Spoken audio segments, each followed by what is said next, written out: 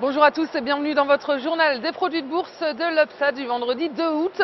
La bourse de Paris termine la séance sur une belle hausse à plus 1,26% au-dessus des 4000 points à 4042 points. Et le principal facteur de hausse du marché parisien, c'était la réunion de la Banque Centrale Européenne.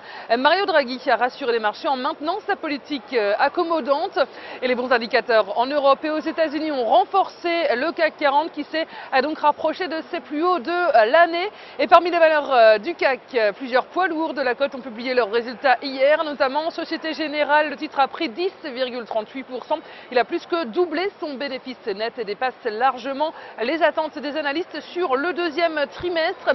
Et GDF Suez termine en hausse également après avoir confirmé ses objectifs annuels. Et parmi les baisses, Sanofi contre toute attente chute après avoir révisé à la baisse sa prévision de résultats pour 2013.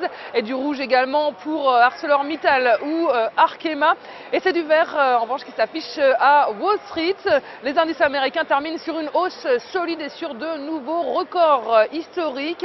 La place new-yorkaise a été dopée par de très bonnes statistiques américaines avec pour commencer un signe de reprise du marché du travail aux États-Unis. Les inscriptions hebdomadaires au chômage sont en recul à 326 000 alors que les analystes tablaient sur une hausse. Elles atteignent un plus bas de 5 ans. C'est donc un chiffre de bon augure avant l'état des lieux sur l'emploi américain à venir aujourd'hui. Et le secteur manufacturier a accéléré sa croissance plus que prévu sur le mois de juillet aux États-Unis. Et les opérateurs ont évidemment très bien accueilli les déclarations des principales banques centrales.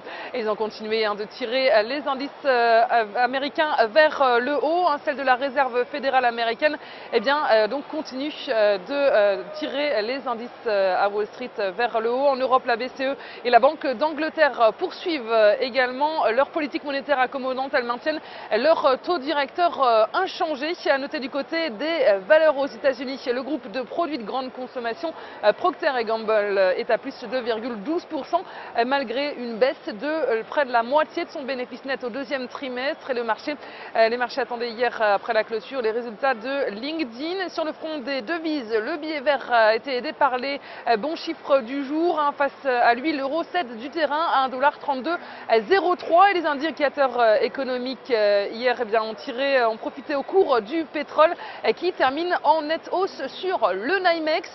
Et les volumes sont encore en hausse sur le marché des produits de bourse avec 30,7 millions d'euros échangés dans une séance de forte hausse. En ce qui concerne la répartition par type de produits, les certificats sont à 76% des échanges, les varants sont à 24%. Et du côté des transactions, les certificats représentent 69% des échanges, les varants sont à 31%. Et la répartition par sous-jacent nous indique que les indices sont en forte hausse avec 81% du marché. Les actions sont à 17%.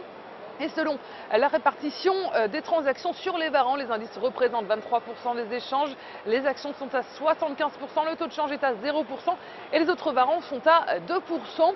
Et on s'intéresse aujourd'hui au groupe de luxe LVMH. Graphiquement, le titre reste inscrit au-dessus de sa moyenne mobile à 20 jours, positivement orienté. Le RSI se situe au-dessus de sa ligne de signal sans être en territoire de surachat et son orientation milite pour la mise en place d'une nouvelle phase de hausse avec les plus hauts annuels à 143,30 € comme première cible. Et le dépassement de ce niveau amènera le titre sur les 152 €. Et seule une clôture en dessous de 130,40 € invalidera ce scénario haussier. Et la stratégie qui vous est proposée pour jouer cette valeur, c'est l'achat du Warrant Call LVMH à 4811 T d'Unicredit au prix d'exercice de 140 € et d'échéance au 6 décembre 2013. Voilà, c'est tout pour aujourd'hui. Passez une bonne journée, un bon week-end et à lundi.